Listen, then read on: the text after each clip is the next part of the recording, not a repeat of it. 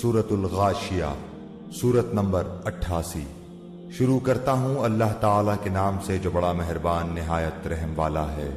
کیا تجھے بھی چھپا لینے والی قیامت کی خبر پہنچی ہے؟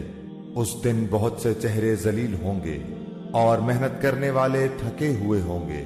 وہ دہکتی ہوئی آگ میں جائیں گے اور نہایت گرم چشمے کا پانی ان کو پلایا جائے گا۔ ان کے لیے سوائے کانٹے دار درختوں کے اور کچھ کھانا نہ ہوگا، جو نہ موٹا کرے گا نہ بھوک مٹائے گا۔ بہت سے چہرے اس دن تر و تازہ اور آسودہ حال ہوں گے، اپنی کوشش پر خوش ہوں گے۔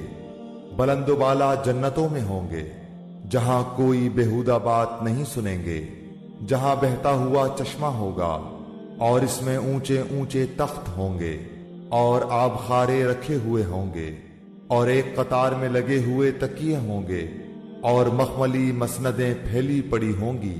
کیا یہ اونٹوں کو نہیں دیکھتے کہ وہ کس طرح پیدا کیے گئے ہیں، اور آسمان کو کہ کس طرح اونچا کیا گیا ہے، اور پہاڑوں کی طرف کہ کس طرح گاڑ دیے گئے ہیں، اور زمین کی طرف کہ کس طرح بچھائی گئی ہے۔